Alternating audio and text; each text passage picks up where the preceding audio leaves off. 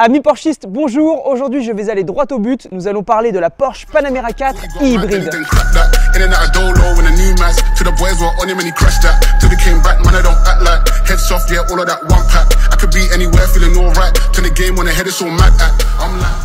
La Panamera, c'est la berline de luxe de chez Porsche. Elle s'inscrit donc sur le segment des Porsche dites daily, donc utilisables au quotidien, avec le gros SUV, le Porsche Cayenne, le petit SUV, le Porsche Macan, et enfin, pour compléter la gamme, la berline, la Porsche Panamera. Il existe énormément de déclinaisons de celle-ci qui, en plus de ça, ont été différentes selon les phases et les générations. Il est donc très compliqué pour moi de tout vous détailler. Retenez qu'il y a eu deux générations, la 970 avec la phase 1 et la phase 2, puis la 971, celle-ci, avec la phase 1 et la phase 2 aussi. Et pour cause, cette voiture a été créée dans le but de venir compléter la gamme et concurrencer le marché des séries 7, les Audi A8 ou encore les Maserati Quattroporte et j'en passe. Bon, pour nous recentrer sur le sujet, il s'agit ici d'une 971 phase 1, donc la deuxième génération apparue fin 2016, et où, hormis la Panamera de base, entre guillemets, toutes sont en 4 roues motrices couplées à la boîte PDK double embrayage. J'aurais très bien pu opter pour une version 100% thermique, mais j'ai préféré vous prendre une hybride puisque c'est sur ces motorisations-là qu'il y a le plus de demandes. Surtout que très souvent, ce sont des chefs d'entreprise qui achètent ces voitures pour les mettre au nom de leur société et donc, grâce à l'hybride, limiter la TVS, taxe sur les véhicules de société, et également pour des raisons de consommation. J'ai donc précisément choisi un modèle Grand Tourisme avec la Panamera 4 en berline, puisqu'elle est accessible au niveau tarif, un peu moins de 100 000 €, et surtout qu'elle s'adresse au plus grand nombre. Sous le capot, cette Panamera 4 hybride est très intéressante puisqu'elle est équipée d'un moteur essence V6 turbo développant 330 chevaux et 462 en cumulé avec le moteur électrique. Niveau esthétique, cette deuxième génération est complètement revue par rapport à l'ancienne.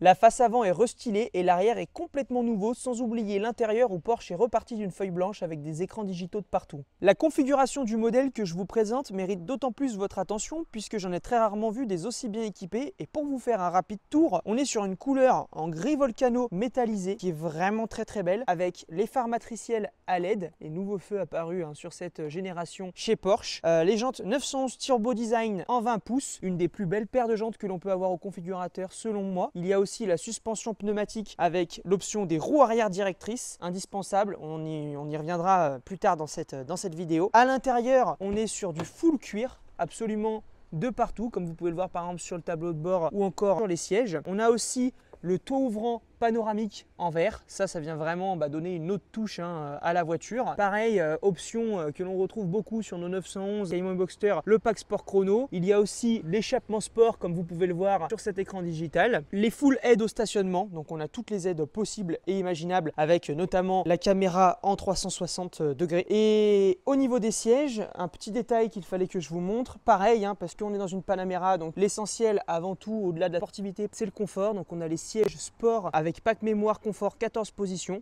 Il y a aussi l'Apple CarPlay et une option que on voit très rarement en général. On a la climatisation 4 zones avec même l'écran tactile et les sièges chauffants au niveau de l'arrière. Donc sur cet écran en fait, tout se passe sur cette interface. Donc vous pouvez même gérer la radio, les sièges avec plusieurs positions, donc 3, 2 et 1.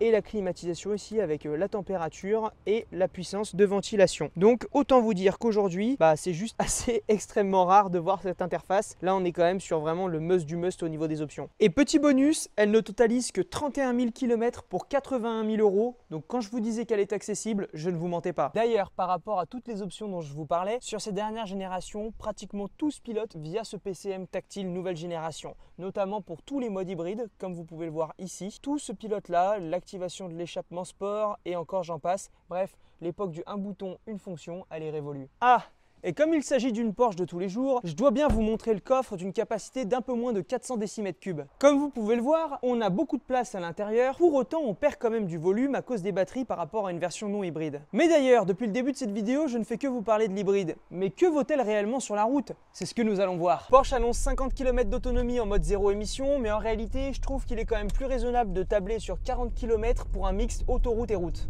Ce que je trouve marrant, c'est qu'en mode hybride, les transitions entre le moment où le V6 tourne ou non, elles sont presque imperceptibles en fait. C'est vraiment top parce que sur les petits trajets du quotidien, on consomme pratiquement rien avec le mix électrique et thermique. À titre indicatif, pour une utilisation normale de la voiture, on fait très facilement du moins de 10 litres au 100 et cela sans recharger très souvent. Pour ma part, mon travail se situe à peu près 20 km de chez moi, ce qui fait que je ne consomme pratiquement rien. Je fais même tout en full électrique et bon, s'il faut, je la recharge un petit peu, mais sincèrement, ça ne compte pas grand-chose. Après, tout ça, bien évidemment, c'est dans le cadre d'une utilisation quotidienne. Après, si vous passez en mode sport avec la molette ou sport plus, donc pas forcément avec la molette, puisque je vous ai dit, tout peut se gérer même avec l'écran tactile, vous activez l'échappement sport, hop, et là, vos sensations de conduite vont être décuplées parce que vous avez de vraies performances et une sonorité vraiment sympa.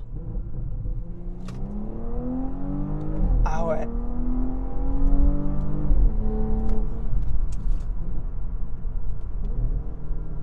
Ah ouais, le V6, la sonorité incroyable, les petits retours de peau, mais là tout de suite ça vient déculper vos sensations de conduite. Et puis alors, là je vais me mettre en mode sport plus, et quand on veut doubler, oh putain ça watt. Sincèrement ça watt vraiment, ça marche fort. Et surtout que du coup, comme on a l'hybride dessus, eh bien on a un moteur électrique. Ce qui fait que du coup, l'électrique vient servir de boost et ça gomme complètement le temps de réponse du turbo. Donc en fait, on a des accélérations qui sont vraiment franches et surtout instantanées. C'est pour ça que je vous dis que ça marche vraiment fort et que je suis surpris malgré le fait que la voiture soit aseptisée. Et puis alors, ce qui est bien avec cette voiture, c'est que vous pouvez vraiment y aller. C'est-à-dire que là, en mode sport, dans les virages, quand je veux avoir des sensations, on peut y aller très fort.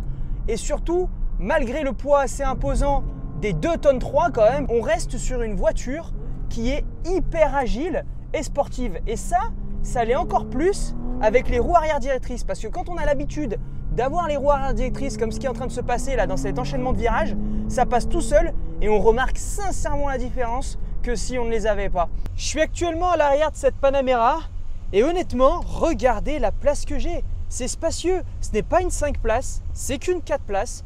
Pour autant, on a énormément de rangements. Les vides-poches, que ce soit à l'arrière des sièges, sur les côtés, au milieu, la coudoir centrale, la plage arrière, à l'intérieur de la coudoir centrale, on a énormément de place. Et puis pour le business, avouez que c'est la classe. D'autant plus qu'avec cet écran tactile à l'arrière, je peux gérer la radio, je peux absolument tout faire, mettre les sièges chauffants, la clim, enfin en fait j'interagis directement avec le cockpit de la voiture. Et alors petit bonus, parce que la caméra 360 degrés ça mérite quand même d'être vu. On a ici la vue globale de la voiture avec donc les voitures garées à gauche et à droite la route. Et avec cette molette ou en touchant de manière tactile, on peut choisir le mode. Donc là, on regarde l'avant de la voiture. On peut également choisir le panorama arrière, voir l'avant, le côté, repasser sur une vue générale de l'arrière avec le limitateur d'obstacles. Ou pareil pour l'avant. Et du coup, la caméra 360, c'est quand même assez pratique. Bon, eh bien comme vous l'avez compris, cette Panamera est encore un véhicule exceptionnel. Comme quoi notre constructeur est vraiment très fort. Et retenez ces avantages qui font que vous devez absolument acheter une Panamera hybride.